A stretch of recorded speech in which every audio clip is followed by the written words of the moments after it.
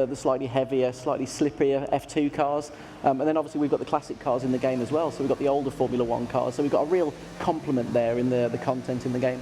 Can you tell us a little bit about that feeling? Because I think the attractive thing for F1 for me has always been I'm never going to get anywhere close to driving a car like that. And I wouldn't want to, because it would be dangerous if I did. But getting to kind of simulate that experience and really feel what it's like, especially with modern gaming technology. Yeah. Can you tell us about, in this edition, how real does it really feel behind the wheel? Yes, I mean, obviously we take advantage of all of the great things that the consoles offer in their controllers these days. So you can feel when the tyres are breaking grip, you can feel when you're hitting the curbs and the bumps, and then we can relay that as well through all the modern wheels that you can get on the market these days. So you can actually feel every change that the car has, no matter what the surface type is. If it rains, you start to feel the car slide around more.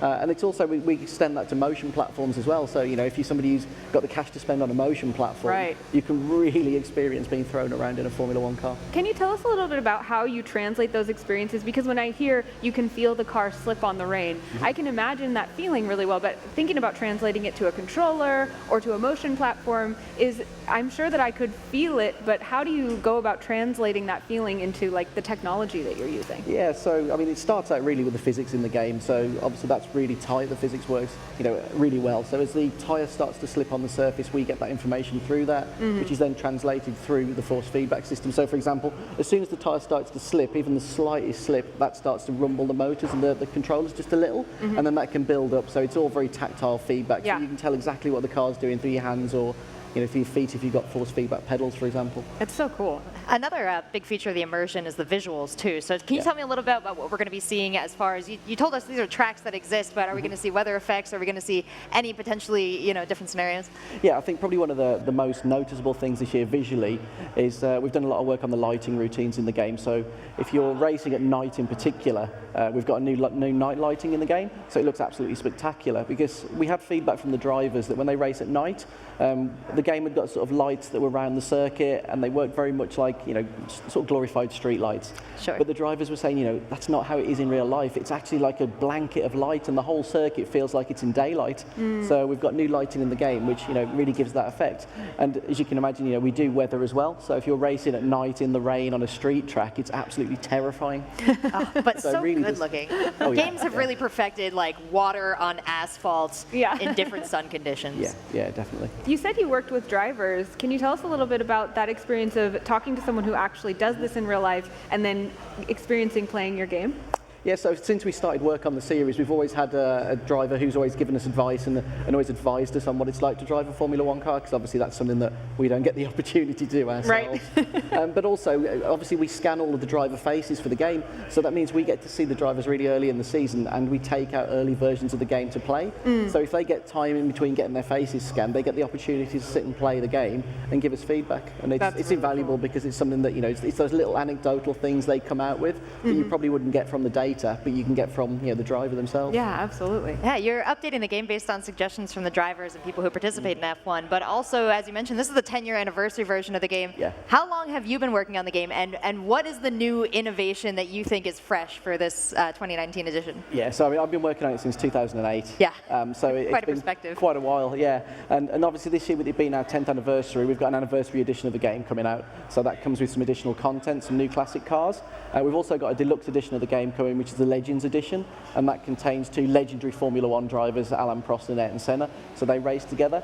But I think probably one of the big areas this year, aside from the awesome Formula 2 stuff that we've got in the game, is that we've included some new online play, and we've got leagues in the game. Very cool. So a lot of people run leagues away from the game, but it'd be far easier if they could run leagues within the game. And there's no need to come out of the game then. So if you're playing on PC, console, it doesn't matter what platform, you can create those leagues in the game and fully manage them. And so obviously I could sort of set a league up on a Monday evening and just let it run. Anna, my esports sense is tingling here. Absolutely. What is competition like for F1? So we've got an incredibly competitive esports series that we've been running. So this is our 3rd year, and we've been running it in partnership with Formula One. And there's the guys who run it the last 2 years. In fact, quite a number of the drivers are now signed with real Formula One teams. Unbelievable. And they're actually getting to take part in real racing as well. So they're driving in different championships in real life.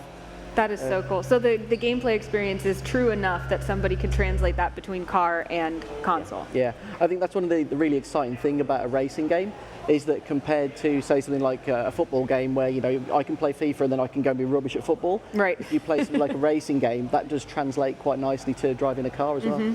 Yeah, very, very cool. Yeah, we've heard stories of students of airplanes training on flight simulators and being able to take this out into the road. So when you talk to these drivers, when you give them a chance for hands-on, have you ever gotten feedback that like, this is great practice, or this is a great opportunity for me to learn this track? Yeah, I mean, funnily enough, we've actually put tracks in the game where they didn't exist in real life at that point in time. They were still being built. Oh, cool. But we had them running in game before they were actually created, and the drivers have used it as a test bed to actually learn the circuit in advance. That's unbelievable. That's yeah, it's pretty very cool. What are your favorite tracks, cars, drivers, just for the people at home who are like, I'm going to start, where do I start with the favorite? Ooh, so I think we always say a good one to start on, even though there's some nasty braking, is Monza. Okay. Yeah, it's a very fast circuit, so it shows off the performance of a Formula One car in terms of its sheer straight line speed. I mean, today we just had the Canadian Grand Prix. It's a personal favourite of mine. I love the circuit. Spa's a classic Formula One track that I absolutely love. And in car-wise this year, I've been enjoying driving the new car that we've put in Freyton Senna, the McLaren from 1990. That's a really nice car to drive. Cool. Yeah, you mentioned some of those classic cars are. Who are they serving? Are they the people that have been playing for 10 years and they want to play these in a new way, or are they people who are fans of Formula One? Tell us a little bit about the classics. I think it's a mixture of both. I mean, there's certainly a degree that Formula One fans are very educated and they've probably been following the sport for some time, so they really do, you know, look back at those eras and think, oh, this was a great period in Formula One. Now things have changed to this, and it's a great way to compare, you know, how the sport's changed in the last, say, I think 30 years roughly we cover with the cars.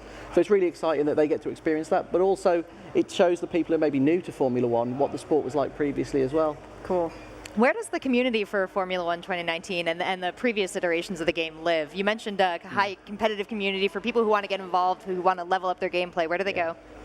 So ultimately now they'll be able to do that in game. I mean, that's so much easier. Fantastic. Obviously we've got our own forums and social that people can always connect with, but being able to actually, you know, run your own league in game, I think is quite a great thing, because what always worries me is that it's very daunting, isn't it? You know, you look at competitive gaming today, and you know, I'm pretty good at racing games, but I certainly wouldn't entertain entering some of those leagues that I see run that are very professional.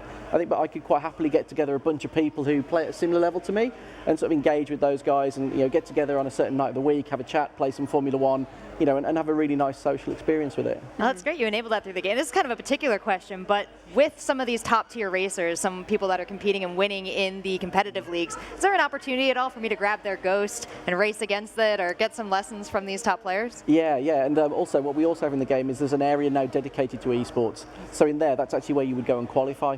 Very cool. So in there, there'll be, when the game launches, and the next time we run the esports qualifiers, there'll be 4 events that we'll run, or a number of events depending on how we structure the series next year. But there's going to be 4 unique customization items attached to it as well. So even if you're not very like quick at the game and you don't expect to be able to qualify and become world champion, you still get 4 cool items for actually participating in the qualifiers. Cool. And that'll be obviously a nice, you know, overalls, boot, gloves, helmet, you know, and a really nice skin for the car.